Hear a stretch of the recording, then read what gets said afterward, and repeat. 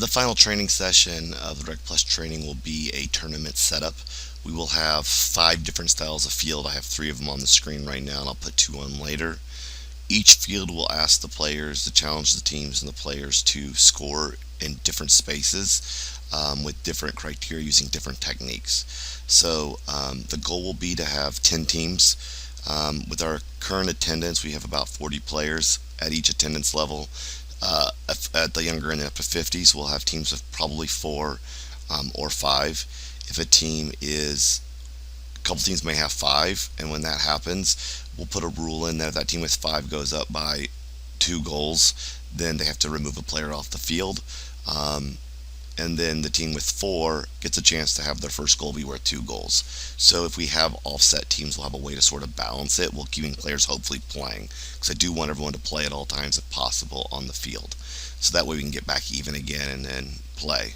The goal here is for them to learn tournament rules, and then for them to play as a team. So we'll divide them up. They'll decide on a one-word team name. We'll get those written down. We'll get them assigned to a field, and then they'll start to play. So each of these fields will have, ideally, 2 teams, 8 players, and then that I'm just going to use this as a reference point. Basically, the rotation will be like this and like this, so that they play different teams. So the red team would move to this field, blue teams would move down to this field as they move. As you can see, each of these fields have different goal scoring opportunity spaces. So here you're looking to shoot wide, use width. Here you're looking to play a standard field right down the middle. Here you're looking to get wide to get an angle to shoot to the middle of the field. So that'd be the first 3 fields we'll play. The last 2 fields will be, standard 4 goals at the edge of the field. And then this one, we're going to make the field smaller.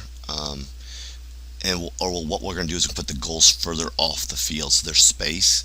So the idea here is that they have to work on accuracy. So the goals will be smaller, and there'll be a little bit of a distance. They can't just dribble straight into the goal. They will have to actually take a maybe 5-yard at least shot off the field from the space out and be accurate to put it away to score, because the goals are smaller and off the field, and their field makes them stop. So balls rolling out of bounds, any ball that doesn't go in the goal is out of bounds and goes back over to the other team. Restart a play, let's do kick-ins. So anytime the ball goes out, it's a kick-in. And then if the ball goes out the inline down on this side, make the other team move past the midway point on the field, which I'll probably just put a cone down, midway point, and say they have to back out, so there's a chance for them to build out of their back end onto the field as they play. So each of these will have a middle cone. So it'll be our basic rules.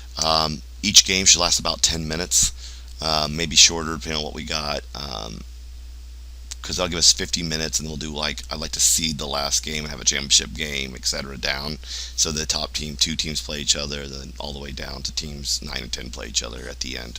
And then we'll play it that way, and should be a fun evening.